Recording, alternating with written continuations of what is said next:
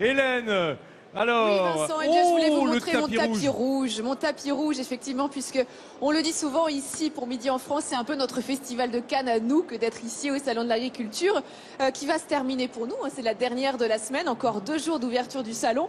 Écoutez, moi j'avais envie de partager avec vous mes impressions sur ce salon cette année.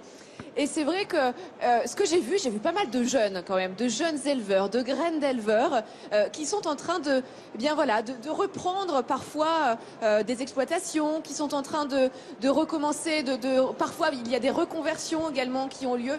Donc on sent que l'agriculture c'est toujours, et l'élevage c'est toujours des métiers qui attirent, même si ce sont des métiers extrêmement difficiles. Hélène, quel est l'événement qui t'aura le plus marqué alors pendant toute cette semaine? Écoute, moi c'est vrai que j'aime beaucoup la mise en avant sur les différents rings des races qu'on appelle les races à petits effectifs, comme Fine d'ailleurs, notre qui est Pinoire. la fameuse bretonne Pinoire, puisque je trouve que c'est une façon de montrer la biodiversité de notre paysage français qui passe aussi par les races de vaches. Chaque race de vache, eh bien, elle a son propre terroir, elle a ses propres façons d'élever, sa propre façon de façonner les terres.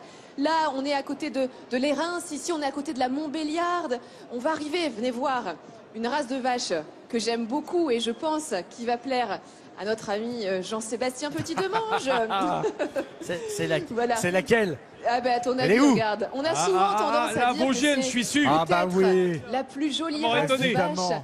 Mais c'est vraiment important pour moi de mettre ça en avant. Je vous dis, ces races à petits effectifs qui ont eu un petit peu beaucoup de difficultés dans les années 60-70, là où on cherchait une énorme production, où on a fait venir des races étrangères beaucoup plus productives et adaptées au système d'élevage industriel.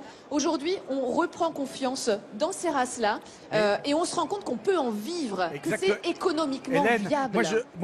Je ne sais pas si tu as la même impression que moi, Hélène, mais moi c'est vrai que ça fait 20 ans que je viens ici tous les ans et je trouve qu'on voit cette agriculture qui est effectivement en train de se moderniser de manière absolument extraordinaire.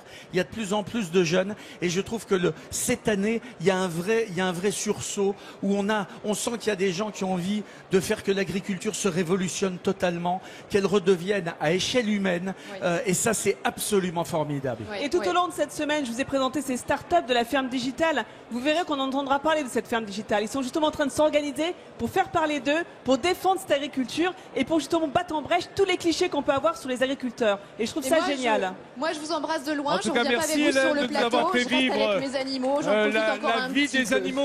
la vie des animaux en direct sur le salon de l'agriculture. Merci Hélène.